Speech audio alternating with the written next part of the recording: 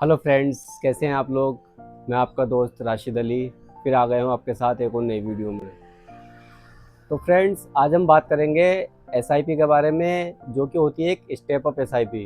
यानी हम एसआईपी करें या स्टेप अप एसआईपी करें, एसआईपी में क्या फ़र्क है और स्टेप अप एसआईपी में क्या फ़र्क है, आज हम जानेंगे इस बारे में।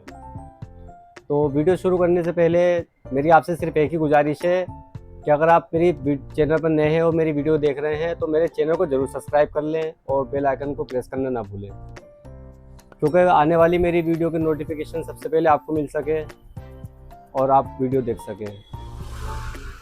इतनी गुजारिश करता हूँ मैं आपसे कि आप इतना तो कर ही सकते हैं मेरे लिए, क्योंकि हम लोग वीडियो बनाते हैं आपके लिए, जानकारियाँ नए से नए लाते हैं, तो आपका भी इतना हक बनता है कि आप भी हमारे चैनल को सब्सक्राइब कर दें। तो चाहिए सब्सक्राइब करिए और बेल आइकन को ज़रूर प्रेस कर दीजिए। तो शुरू करते हैं वीडियो। तो आज हम बात करेंगे एसआईपी के बारे में, जो कि होती है स्टेप अप एसआईपी। एसआईपी कई तरीके से होती है, मगर एसआईपी को अगर स्टेप अप ना किया जाए तो एसआईपी के जो रिटर्न अच्छे मिलने वाले होते हैं उस पर काफ़ी इसका असर पड़ता है। तो मैं आज बताऊंगा आपको स्टेप अप एसआईपी क्या है। देखिए, स्टेप अप एसआईपी बोलते हैं क्या नहीं, यानी कि अगर एग्जांपल के तौर पर माने तो कि हर साल जो इन्फ्लेशन बढ़ती है, पैसे की वैल्यू जो कम होती है, यानी जो महंगाई दर बढ़ती है, उसको इसकी वजह से बचने के लिए हमको स्टेप अप एसआईपी करनी पड़ती है। एग्जांपल के तौर पे मान लीजिए आज कोई चीज़ आप 100 रुपये में ख़रीद रहे हैं, तो आने वाले साल में आपको वही चीज़ के लिए 106 रुपये खर्च करने पड़ेंगे, क्योंकि इन्फ्लेशन जो होती है, महंगाई दर जिसको बोलते हैं, वो हर वर्ष जो होती है 6 से 7% बढ़ती है, कैलकुलेट करी जाती है। तो इसी के लिए हमें स्टेप अप एसआईपी करना ज़रूरी होती है। नॉर्मल एसआईपी करने से ऐसा नहीं है कि आपकी एसआईपी में कोई नुकसान होना है या कोई आपको परेशानी पड़ेगी, नहीं, परेशानी नहीं होनी है। एसआईपी आपकी ये भी वही काम करेगी सब कुछ, मगर इससे जो हमारे पैसे की वैल्यू है, अगर हम एसआईपी नॉर्मल रखते हैं तो हमारे पैसे की वैल्यू आने वाले टाइम में, मान लीजिए आपने 10 साल के लिए या 15 साल के लिए एसआईपी करते हैं और नॉर्मल एसआईपी रखते हैं, तो आने वाले 15 साल बाद महंगाई बढ़ेगी, तो जो आपके पैसे की वैल्यू होगी, आपके वो 50 लाख या 60 लाख का पोर्टफोलियो होगा, तो 15 साल बाद जाहिर सी बात है उसके पोर्टफोलियो का वैल्यू, पैसे की वैल्यू कम हो जाएगी। तो इसीलिए स्टेप अप एसआईपी करी जाती है। स्टेप अप एसआईपी से एग्जांपल के तौर पे अगर आप 50 लाख रुपए का पोर्टफोलियो आपका आज 5,000 की एसआईपी से तैयार हो रहा है 15 साल में, तो यही पोर्टफोलियो आप जब स्टेप अप एसआईपी करेंगे तो ये 50 ना होकर के 70 हो जाएगा। 70 हो गया। 70 क्यों हुआ? क्योंकि आपने स्टेप अप एसआईपी करी।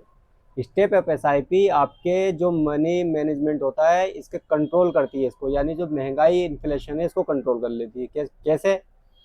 कि मान लीजिए आपने आप 5,000 रुपये से एसआईपी शुरू करी, महीने की मंथली एसआईपी कर रहे हैं आप, तो आप जब अगले साल जो करेंगे, आप अगर आप 10% से स्टेप अप करते हैं, यानी कि आपने 5,000 की करी थी, तो अगले साल आप 5,500 रुपये की करेंगे।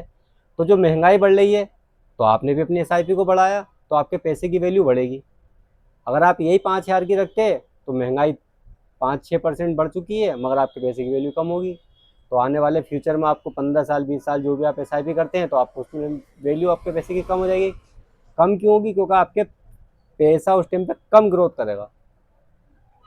अब ये आप स्टेप अप कर देते तो वो पैसा आपके 50 ना होकर के 70 होंगे, तो 20 लाख रुपए जो बढ़े, इन्फ्लेशन खाएगी भी, तो आपकी कंट्रोल हो गई, क्योंकि आप स्टेप अप एसआईपी कर रहे हैं।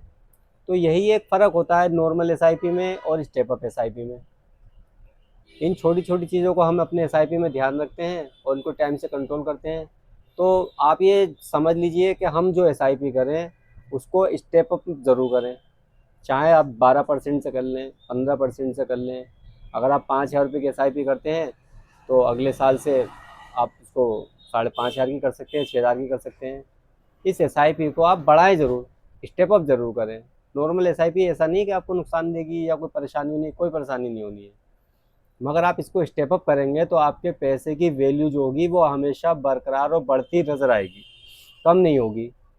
नॉर्मल एसआईपी में आपकी वैल्यू कम हो जाती है पैसे की, तो आने वाले टाइम में आपने 50 लाख का पोर्टफोलियो, आज के रेट से आप 50 लाख सोचा है ना, मगर 15 साल बाद उस 50 लाख की वैल्यू 30 लाख में रह जाएगी। तो यानी आपने पोर्टफोलियो तो 50 लाख का तैयार करा, और वो उस टाइम के उस दौर के हिसाब से जो होगा, 15 साल बाद दौर के हिसाब से 30 लाख रुपए का होगा। तो आप अगर आज से स्टेप पे एसआईपी करना शुरू करेंगे तो आपके पैसे की वैल्यू, जो आप 50 सोच के चल रहे हैं और 70 होंगे, तो आपकी 50 की वैल्यू रह जाएगी। तो ये होता है स्टेप अप एसआईपी में फ़ायदा। तो आप जब भी एसआईपी करें लॉन्ग टर्म के लिए करें, कोशिश करें कि मैं कम से कम 10 साल से ऊपर एसआईपी चलाऊं, क्योंकि प्लेटफॉर्म पर एसआईपी प्लेटफॉर्म पर हमेशा रिटर्न जो होते हैं लॉन्ग टर्म में ही नज़र आते हैं। लॉन्ग टर्म में ही आपको हमेशा फ़ायदा होता है, उसमें ही आप अपनी एसआईपी शुरू करें। स्मॉल कैप में जा सकते हैं, लार्ज कैप में वो मैंने डिटेल में वीडियो इसके ऊपर अलग से बनाई हुई है। आप मेरे चैनल पर सब्सक्राइब करें और बेल आइकन को प्रेस करें, और जब आप मेरे चैनल पर देखेंगे तो आपको हर तरीके से वीडियो आपको मिल जाएगी कि आप कौन कौन सी एसआईपी कहाँ से कर सकते हैं। तो आई होप कि आपको मेरी जानकारी से आपको कुछ सीखने को मिला होगा। अगर आपको मेरी बताई गई जानकारी से कुछ सीखने को मिला हो तो वीडियो अपने तक ना रखें, इसको ज़रूर शेयर करें, लाइक करें, सब्सक्राइब करें। और अगर ज़्यादा कुछ फिर भी आपको पूछने से रह गया है तो मुझे नीचे कमेंट कर सकते हैं, मैं आपका कमेंट में जवाब दे दूँगा। और हो सकता है मैं आपको उसके ऊपर और एक और नई वीडियो बना दूँ, और नई वीडियो से आपको उसके बारे में जानकारी दूँ, और लोगों तक भी वो वीडियो पहुँच जाएगी और लोगों को भी जानकारी मिल जाएगी। तब तक के लिए आपसे फिर मिलूँगा नेक्स्ट वीडियो में। जय हिंद।